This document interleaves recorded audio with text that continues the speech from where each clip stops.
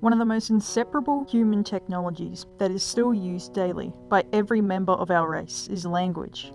It's what got us to work together in hunting, creating stories, forming communities, teaching and passing down generations of knowledge, and eventually our current society. This is all well and good, and humans are naturally social creatures and so on, but regardless, socialization is ingrained in us. And with socializing being so integral to us, it's no surprise that we've eventually come up with new ways of communicating long distance, aided by machines and tools. And where these digital communities establish, opportunity for control emerges.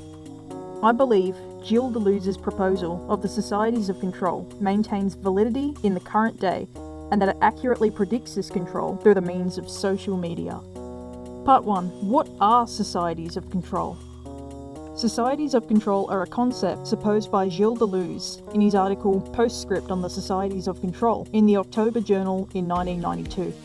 In it, Deleuze worked upon Michel Foucault's concept of the disciplinary societies, which suggested that people are bound by the ever-present laws of enclosed spaces such as the workplace, schooling systems, families, etc.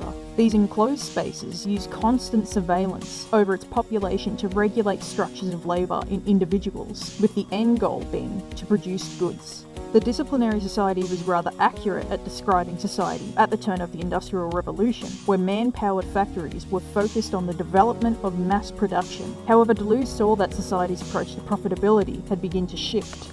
As automated machinery caused redundancy for human resources in the factory, and goods began to increase in availability and decrease in value, capitalism turned its sights from production to goods to peddling of services. This is where Deleuze proposes the society of control, that being the progression to the disciplinary society.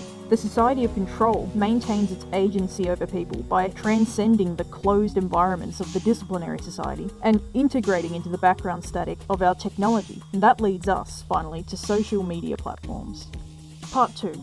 How does social media support Deleuze's control society? First of all, a disclaimer. I'm not here to make the argument that social media is evil. In fact, it's an incredible tool we've created. To be able to connect with so many people from such far reaches so quickly, the ability to socialise through shared media that unites us over niche subcultures, to share our own daily lives, no matter how mundane or exciting, to anyone who will listen. Social media allows us to leave a ghostly footprint of ourselves, long after we're gone, like a digital archaeological tomb. Imagine having a Facebook profile to your great-great-great-grandfather. It sounds nothing short of science fiction. That being said though, it would be naive to say that such a tool would be entirely harmless. I find it's not so much the act of socializing digitally itself that is the issue. It's the agent that provides these platforms and how they design our methods of communication, which mirrors a control society most closely. We've established how Deleuze proposed that selling services has become the new currency, and this can easily be observed in apps like Facebook and Instagram that forces people to be exposed to marketing in order to access socializing. With constant simultaneous exposure leads to conditioning, and from this, social currency has begun to emerge through how people present themselves online.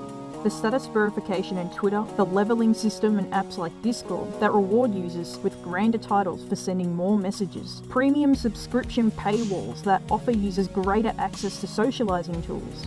Even dating applications normalize formulated approaches to advertising oneself to increase the chance of likes. The control occurs subtly in the background of these apps. The concept of enclosed spaces never left, but instead blurred into the background of data surveillance, filter bubbles, and advertising algorithms. So that leaves us with the question, should I throw away my phone and move out into the woods?